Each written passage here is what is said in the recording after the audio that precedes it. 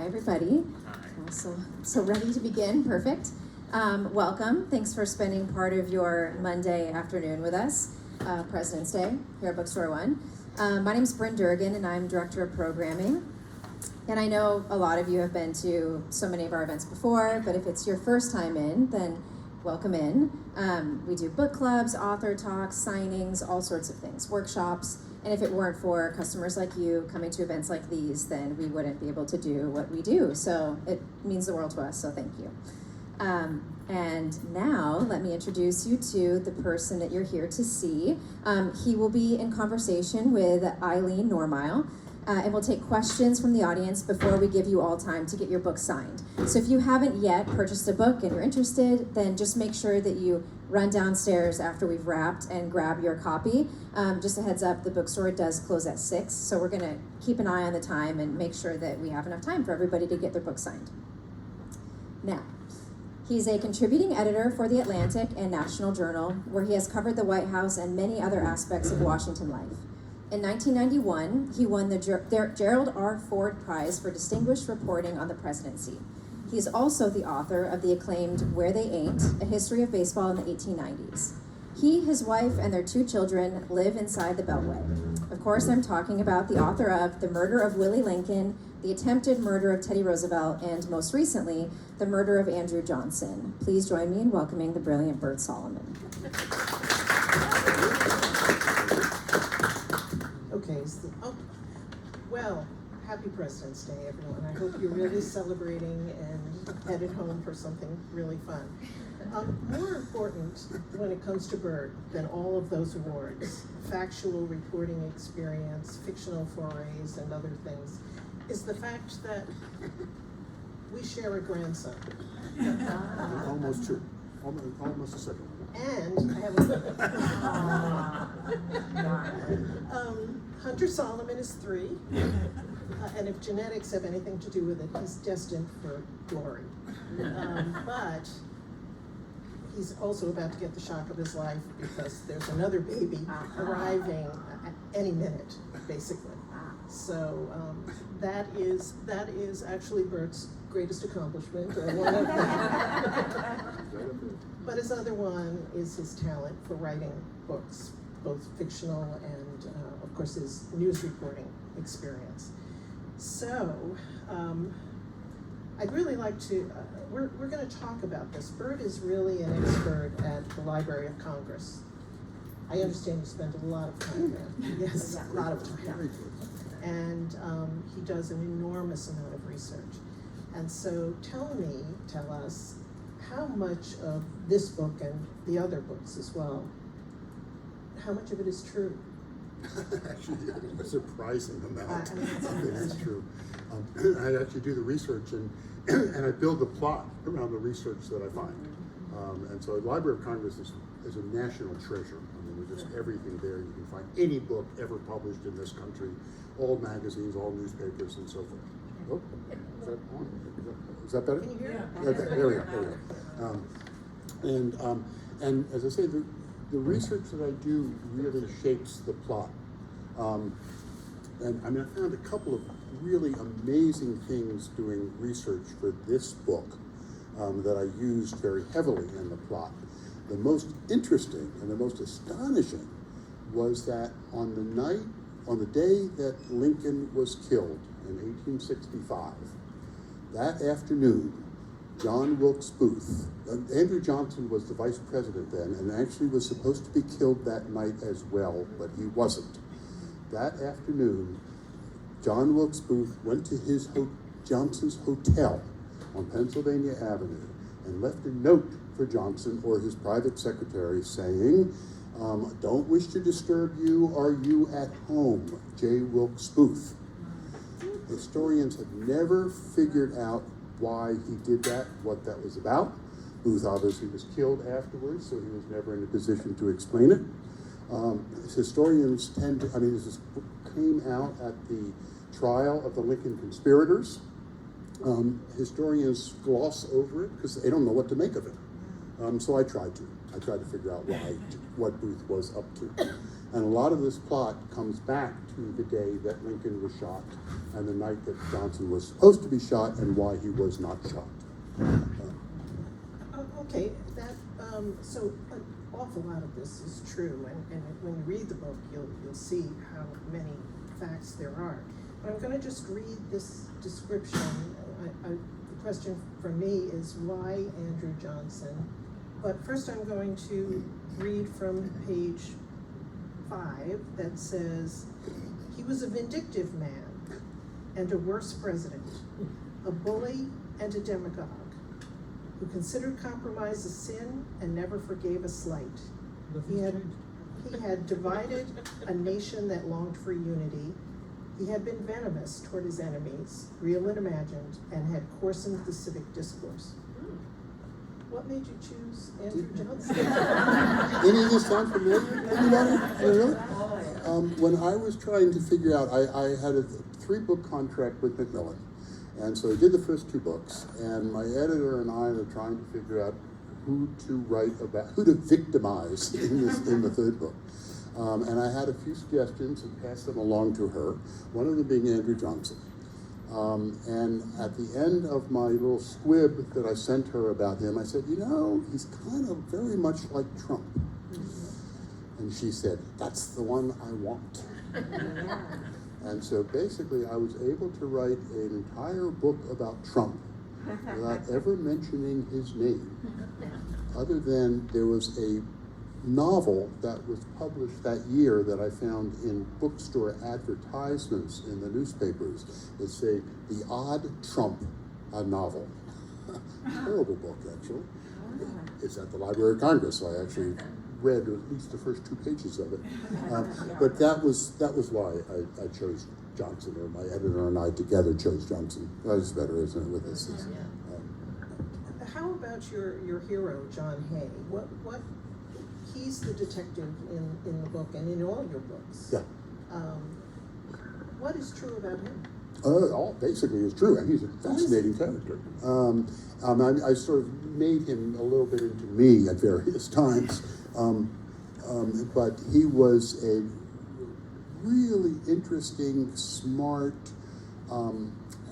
He started out as a assistant private secretary to Lincoln, because he was from Illinois. He met Lincoln in Illinois.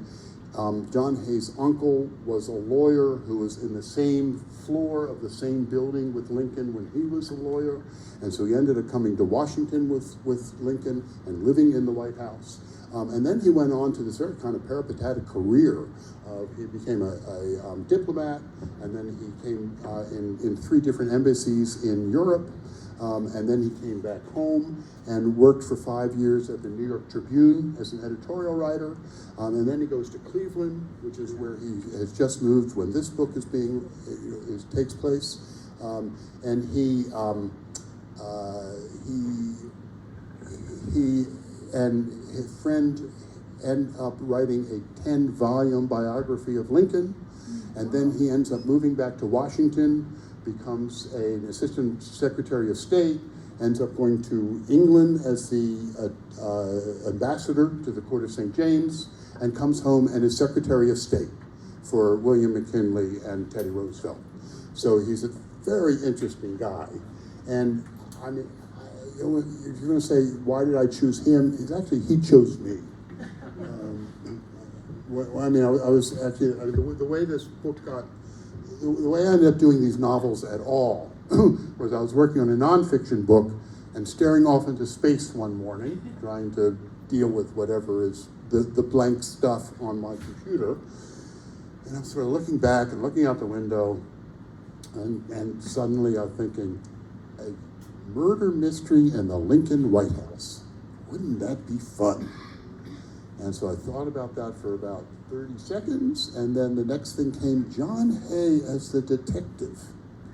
And I didn't even know I knew who he was, but I obviously did. And so he became the 23-year-old in the first book. He is now 36 years old in this book. In the Roosevelt book, he is 63 and is Secretary of State. And so I have written about him at different stages of his life, which I found really interesting. One is he's just starting out. On this one, he had just become a father. He had recently become a husband, in the reverse order, and which is basically my kids' ages now, and kind of what they're going through. And in the last book, he's 63, Secretary of State, and his, and the perspective that he has on the world and on himself at different ages is what really drew me into him and the way I wrote this.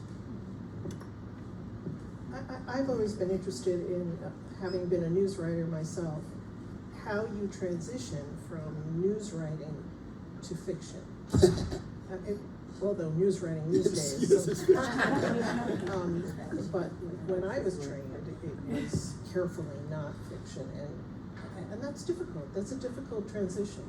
Well, it is, but I mean, I wrote three books of nonfiction that I tried to write like novels. I'm a purist in terms of nonfiction, and quotes have to be accurate quotes. And I'm very careful about those things. And anything that happens, anything I'm describing has to be correct. And so in the nonfiction books, everything actually had to be exactly right. And I've actually never been accused of having anything wrong in these books. Then when I decided to try fiction, I made it very close to nonfiction. And so, I mean, almost everything in these books are true. And I have an afterword in all three of these novels, including this one, that distinguishes between the stuff that's true and the stuff that is not true, so that a reader can trust, kind of what is, what they're reading, and find out at the end whether it's true or not. But as I said before, the most outlandish pieces of the plot are true. So Andrew Johnson was impeached. So that's true. That is absolutely true. And he was acquitted by one vote. That is also true. That's kind of frightening. What else do you know about him? He dies in the very beginning, so I'm not giving anything away. Yeah, he does not actually appear in the book. he's already dead. You must have studied about him quite a bit in order to write about him. What can you tell us about him? He was a true populist. He was a populist, and truly so, in the sense that he was born in a log cabin. His parents were illiterate. He learned to read from. He was apprenticed to a tailor in Raleigh, North Carolina, and supposedly the foreman taught him to read, and his wife supposedly taught him to write. And so he really does come from a background of basically Appalachian. And so the people that he represented, much like the people that Trump represents, are the kind of the people who have lost out in. There was a lot going on in the economy at that time, as well as the economy of this time, and it was moving from an industrialized, from a rural economy to an industrialized economy, in which there are winners and losers. And he represented the kind of the poor white folks in the South, pretty much. But he was a very ambitious man, and self-taught. He would, in his speeches, he would quote Shakespeare, and he would quote Roman, writers and philosophers, but he was also, as Bryn mentioned, as you read, he was vindictive, and he was, thin-skinned, and he had a knack for turning opponents into enemies, and so he felt really angry, pretty much, at the world, and so but he also was a very honest man, and he was the only Southern senator when the South seceded He was the only one who stayed in the Senate and did not approve of the secession. And so when Lincoln was looking for a military governor of Tennessee, which was defeated early on during the Civil War, Johnson was the one who was chosen and became a military governor. And that's actually indirectly how he became the vice president in '64. Lincoln was running for re-election. He was in bad trouble because the war was going badly. It was before Antietam and before what's the name? The destruction of Georgia by Sherman, and Lincoln needed votes. And the vice president from his first term was a radical Republican from Maine. Maine doesn't carry much weight electorally, never did, still doesn't. And Johnson was a Democrat, whereas Lincoln was a Republican. And the only time in American history where the presidential ticket included people of two different parties. And so they called it actually the Union Party. And he became he was nominated as vice president in order to attract Democratic votes basically throughout the North, and in order to ease Lincoln's reelection. And he did. But by the time November rolled around, the war looked in better shape, and so Lincoln was in better shape. And so it turned out maybe to be unnecessary, but that's how he became the vice president of a different party than the president. I assume that he died in the manner in which you write about. Yes and no. Okay. He died of apoplexy, then strokes is what they were called. And there were two successive strokes. He died at his daughter's house in a small town in eastern Tennessee. And I found a way to murder him that replicated the symptoms of a stroke, with one exception, and that exception becomes kind of a point in the plot when they discover that his eyes were dilated. This is not the case for people with strokes. So basically, where and when he died are accurate. How he died, I have changed. Do we know how he died? Well, the doctor said he died of apoplexy. So Okay, and there were I have no reason to no think medical otherwise. tests. No medical tests. There's actually no death certificates at the time. So there is none. At least in Tennessee, there were none. Well, that's interesting. That allows you to go in any direction you'd like. What other characters in the book are particularly interesting, or did you find particularly interesting when you were researching? President Grant, U.S. Grant, is also a very interesting character, and so he appears in various scenes, says almost nothing, and dominates the scenes that he's in. There's been a lot of changes, actually both for Johnson and Grant. It's very interesting. The reputations of presidents go up and down over time, and for reasons that usually have to do with what's happening currently, right, when that reputation has changed. And so Johnson actually early on had a very good reputation. And in fact, when John Kennedy was writing Profiles in Courage, one of the profiles was of the senator whose vote was decisive in acquitting Johnson. Grant became president after Johnson. They hated each other. Again, some similarities to what was going on recently. Grant did not want Johnson to come to the Capitol to be at the inauguration, to see him inaugurated. Then he changed his mind and came by the White House with Johnson come out to go with him in the carriage. Johnson wouldn't come out, and so he never did show up at his successor's inauguration.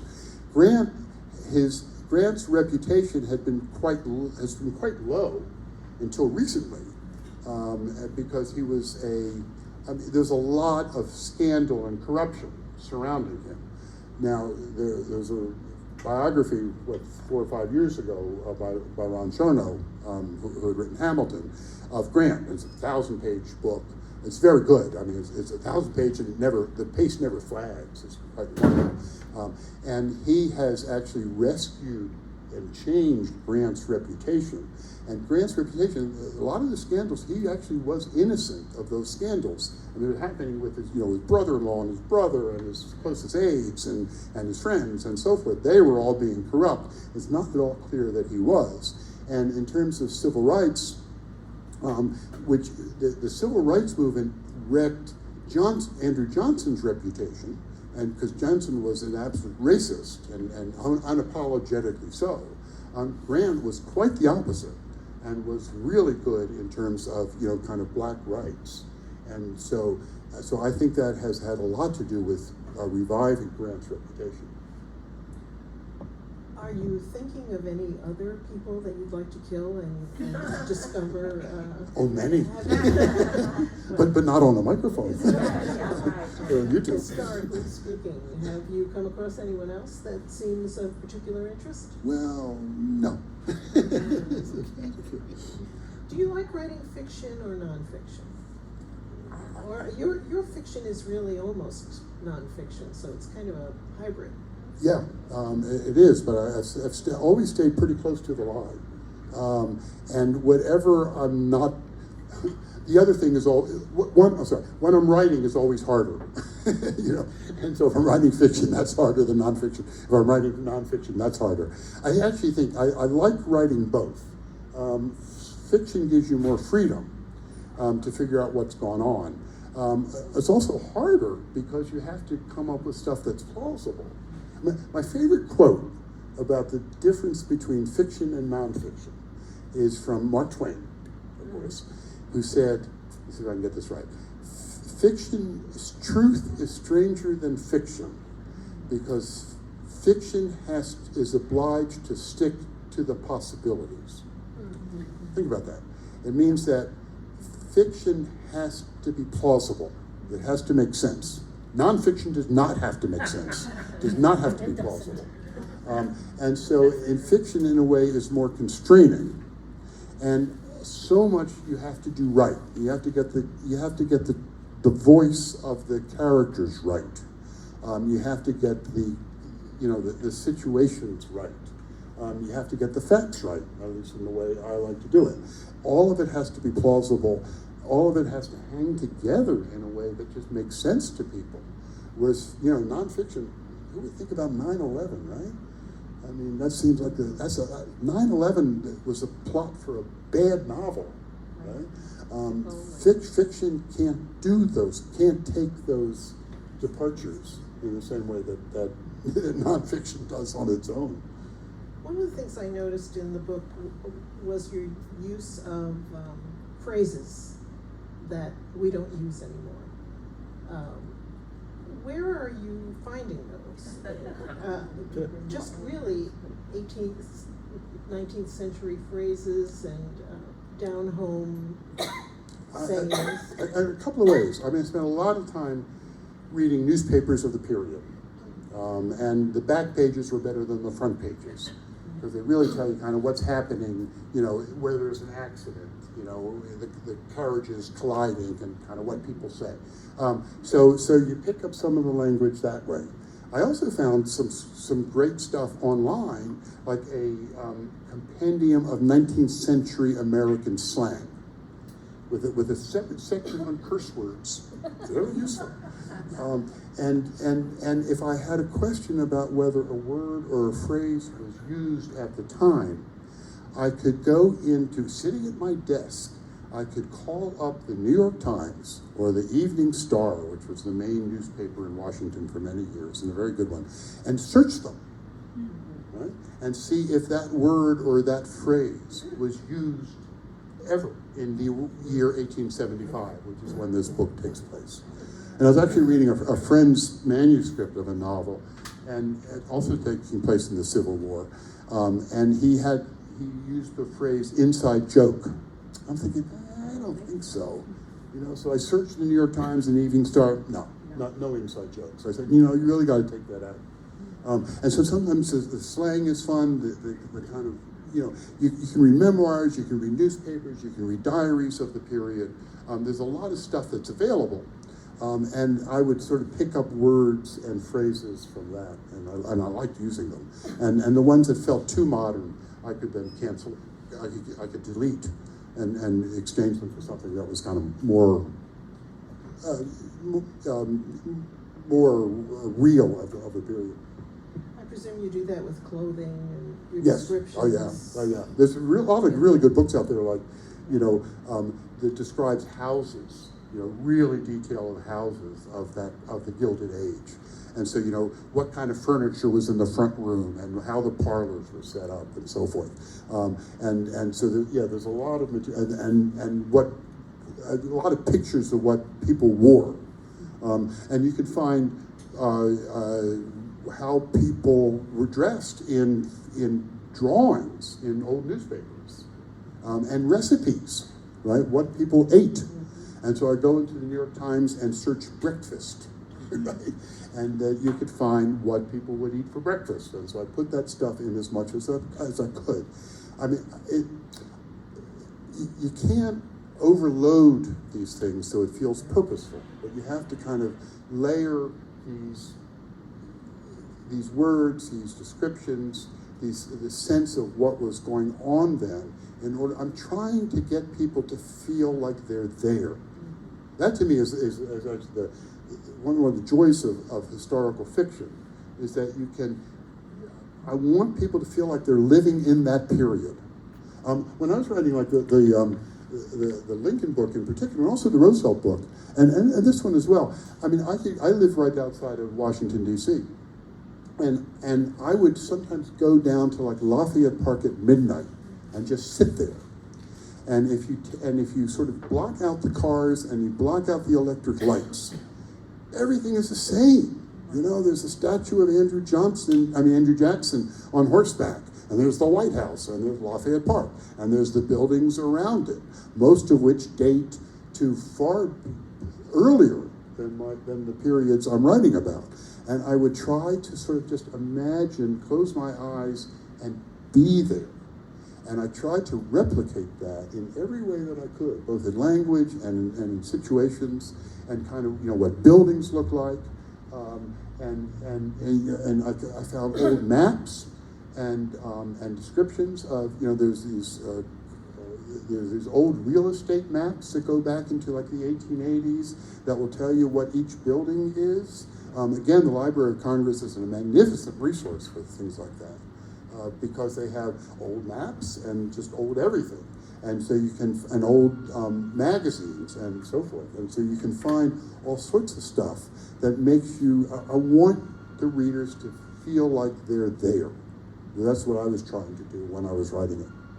And you really do. I mean, I have to tell you, right down to the flowers on the table, you know it was researched, and you do feel like you're there, which makes me think you should write a book about research.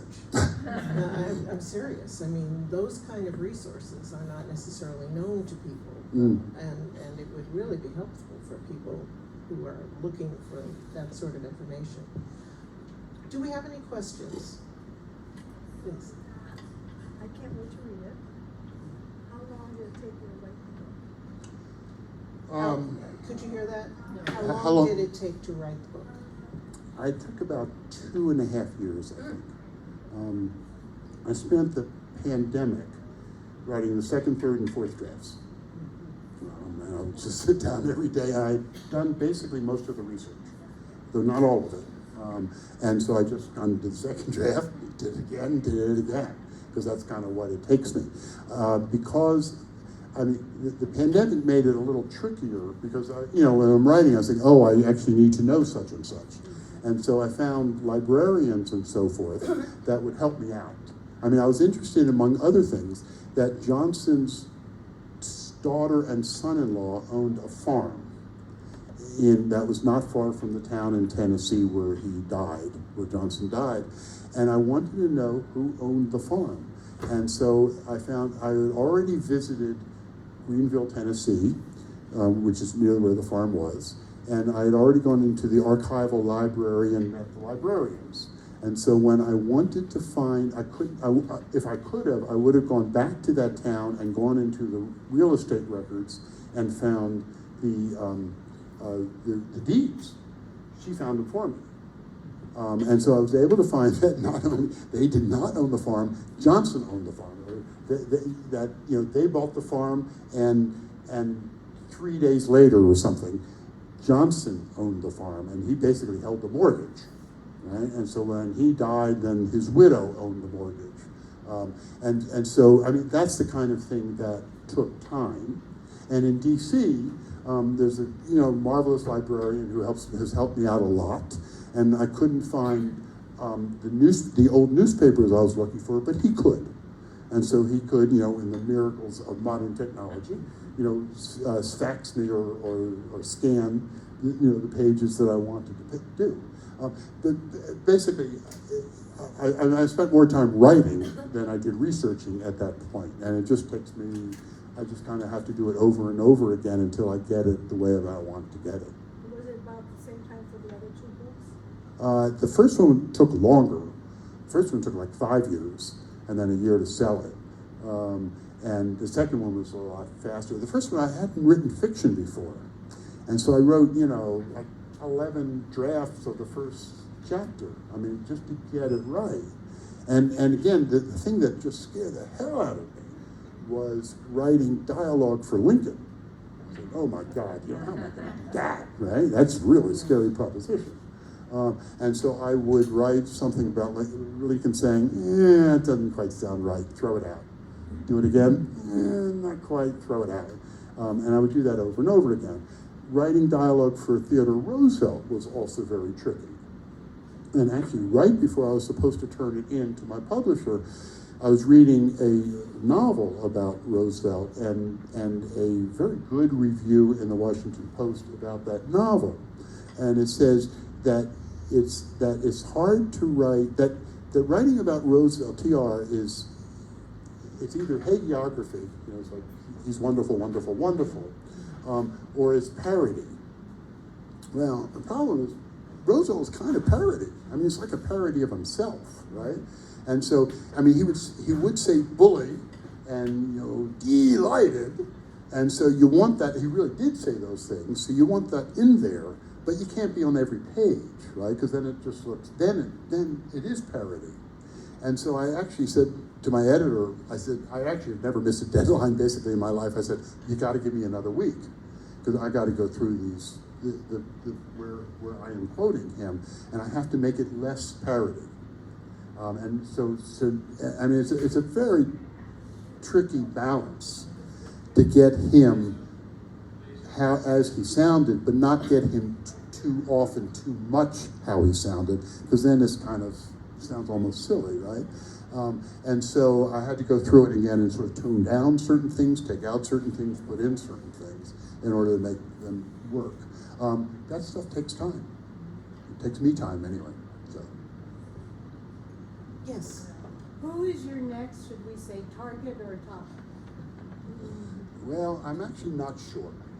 I've been debating a novel that takes place in Jerusalem in 1917 that has as Lowell Thomas as the detective and Lawrence of Arabia as the sidekick. And I've also been thinking about going back to nonfiction. I'm basically a nonfiction guy, and doing a book about the history of baseball. Now, if this book sells like gangbusters, I could do another John Hay book, but we'll see. But my contract with Macmillan is over, unless I luck out. So. You have another book about baseball that you've I already do. read. I do. It's my favorite book. Why don't you give us the title of that? It's called Where They Ain't, and it is the history of baseball in Baltimore and Brooklyn in the 1890s. And what's the team? What's the theme? Team. The Baltimore Orioles and the Brooklyn Trolley Dodgers. I went to see their practice today, and I bought a ball, and I got autographs from Ryan Mountcastle and Austin Hayes. And you can order that book downstairs. Oh, can you? That was a fun book to do. It was really a fun book to do. Yes. question about that book. What your choice of the Orioles, was that influenced by the fact that you were born in Baltimore and you spent your early years there? Could you hear that? Why did you choose the Orioles? Oh, Was it- absolutely. You know, I'm Because an he was Orioles born in fan since I was this I mean, big. they were the best team in the league in the 90s when they were playing, weren't they? The They won, 1890s. Yeah. Yes, they won absolutely. 3 Oh, they're a championships. phenomenal team. I mean, they introduced basically what we call small ball. I mean, they didn't quite. Other teams had done it a little bit. The Boston Bean Eaters had done some of it, but the Orioles just perfected it. And you know, and the hit and run, and the Baltimore chop, and stealing, and you know, and the way that they field, and some cheating. And, they were the geniuses kind of behind all that. It's interesting because I read a few of the pages, the beginning of the book, and it talked about, it made reference to some of the owners, like Spalding, and I'm thinking like in the Black Sox scandal that Comiskey was really the one that caused them to take money. Yeah. And so the owners they weren't just greedy, they were monsters. Owners yet haven't changed. I look at the current ownership of the Orioles, and I see that he's like born 100 years too late. Because he's exactly the same. Yeah, no. I mean, actually, I have it in the beginning of that book saying, it will all feel familiar to you. Players acted like players, and owners acted like owners, and fans got messed with just like fans do. Yeah. Nothing. The dynamics had not changed. The decimal points have changed. You know, in terms of how much people are getting paid. Play in the 1890s? I'm sorry, was that? What stadium did the Orioles They play at a place called Union Park, which is actually not far from where Memorial Stadium used to be. It's kind of out, I forgot, it's sort of the north central part of Baltimore, near St. Paul Street. And it's called, and nobody actually knows why it was called Union Park, but it was where the streetcars used to go, and so it was an easy place for people to get to. Any other questions? Joan? I've been interested in why so many nonfiction historical treatments of presidents are tomes. I mean, 1,000 pages on Grant, 1,000 pages on Adams. And for your average person who's not particularly a history devotee, it's just overkill. Although a book like Alexander Coe, you never forget your first about George Washington, which is shorter, could be compelling to someone who is not necessarily a history reader.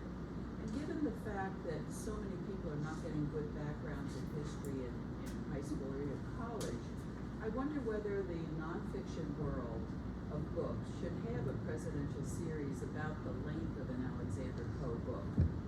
Well, there is the editor of my first baseball book, who I'm still been friends with ever since. A wonderful editor, good guy. He was executive editor of Times Books for a good long time, and he produced a short book on every president. They're like 200 pages, 200-page books.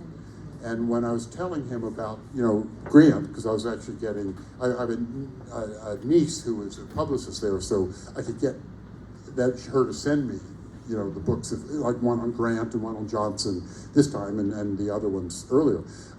And so I was telling my editor, I said, I read the 200-page book, it's very good. He said, yes, it's as good as, and it's 800 pages shorter than Ron Chernow's book. But as I mentioned before, I was actually surprised. I started reading the Grant book by obligation, right? Because I needed him as a character, and the biography is out there. And I was surprised at how easy it was to read and how the pace never flagged. And so actually, it's 1,000 pages long, but it moves really quite quickly. I mean, I'm not necessarily recommending it because 1,000 pages is 1,000 pages. But if you want the 200-page book, I'll give you the name afterwards. But that 200-page book, is it? You said it's like Time magazine or Time. What is it? Is it like one of these things that looks like very unappealing? Eileen to pick up these types of compendiums that don't really, no, I'm just. I'm not getting you. I guess my point is, I've never heard of this other series on presidents. Do they even have authors that are named on them? Is it sort of like a generic thing that wouldn't be appealing to people? Like Cliff Notes, like a Cliff Notes. Okay. So in other words, they're serious books, but serious books with. Oh, they're very well done. Yeah, and really good authors. Arthur Schlesinger, I guess the late Arthur Okay, so Schlesinger, this was thing the is sort not- of the supposedly the director of this, and I think lined up the authors, and they're very good. I can't tell you the authors' names offhand, but a number of them I had heard of. And the editor, who is my friend, is a very smart guy, and he made sure that these books are solid, and they're very good. So if you want a 200-page introduction to Franklin Pierce, right, or Grover Cleveland, or whatever, that's the way to do it. So it exists. Thank So you. I am getting the high sign from the young lady who just walked downstairs because they close at 6. Right. And if anybody wants their book signed or anything, that we don't want to be locked in for the rest of President's Day. I don't know about you, but I prefer. There's a lot of stuff to read here. But anyway, help me in thanking Burt for coming.